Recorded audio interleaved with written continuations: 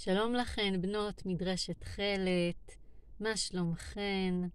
השבת, פרשת ויגש, פרשה מטלטלת, פרשה שמזמינה אותנו לכל כך הרבה מפגשים, מפגש יוסף והאחים, מפגש יוסף ואבא שלו, ומפגש בין יוסף ליהודה, עוד מפגש בפני עצמו. אני חייבת להודות שכל שנה אני מוצאת עצמי בוכה בפרשה הזאת. באמת פרשה שלוקחת אותנו למקומות חדשים. ומה שאני רוצה לדבר איתנו היום, בעקבות האירועים של השבוע, בעקבות תחושת ההחמצה הגדולה, היא על המשפט שיהודה אומר ליוסף בפגישה הזאת. המשפט בי אדוני. יהודה, אחרי הפדיחות הבינלאומיות שעשה לעצמו במעשה עם תמר, לומד לימוד גדול. הוא לומד להגיד, צדקה ממני. הוא לומד להוקיר ולהכיר את הטעות שלו, והוא גדל להיות יהודה כפי שאנחנו יודעים מי הוא, כפי שמוליד את מלך המשיח, כפי שמוליד את דוד, שדוד אומר חטאתי להשם.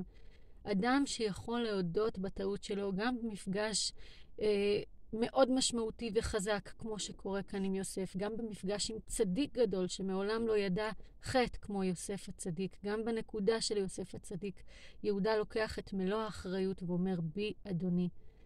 נראה שבטרגדיה הגדולה של השבוע האחרון, נקודת ההחמצה שכולנו חשים, נקודת הכאב שכולנו חשים, היא למה אין מישהו שאומר בי אדוני.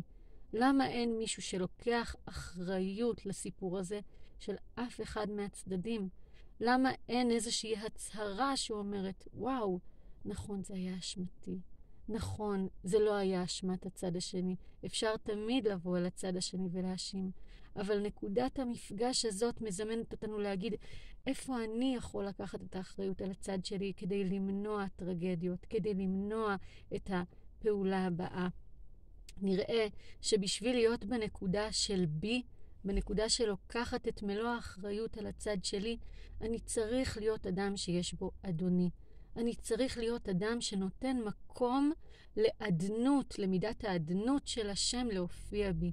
כי רק ככה אני יכול באמת לפעול מתוך מקום שיש בי ריק, יש בי חוסר. אני נופל ונופל ונופל וגם קם. אני עושה טעויות, אני חוטא, אני מבוזבז לפעמים, אבל אני יודע מתי להגיד, וואו, בי אדוני, למה זה כל כך קשה? כי אנחנו בני אדם, כי אנחנו נורא רוצים להיות יוסף הצדיק. אנחנו נורא רוצות להצליח תמיד, להיות צדיקות תמיד, להיות טובות תמיד, להצליח תמיד. נקודת הפדיחה שלי היא זאת שאומרת לי, לא כדאי לך להגיד ששגית, יזלזלו בך, לא יעריכו אותך. את תראי, יחשבו שאת קטנה ואת רוצה להיות גדולה. אבל הנה התורה מספרת לנו את הסיפור של האנשים הגדולים.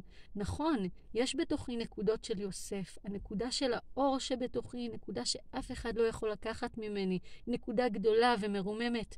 אבל כדי לפגוש אותה, אני צריכה לעבור דרך עולם שבו אני אומרת, אני גם קטנה, אני גם נופלת, ואני ראויה לאמון הזה, כי אני אומרת שאני קטנה. וכך אני מאפשרת לנקודת החסד הגדול, לנקודת הגודל של בי והאור שבי להופיע. בעזרת השם שנזכה להיות גדולות, שנזכה לקחת את מלוא האחריות לפעמים על הנפילות שלנו וליהנות מאור השם וטובו במפגש המעורר השראה הזה, כשאני זוכה לראות את נקודות הטוב שבי. שיהיה לנו בהצלחה, שבת שלום.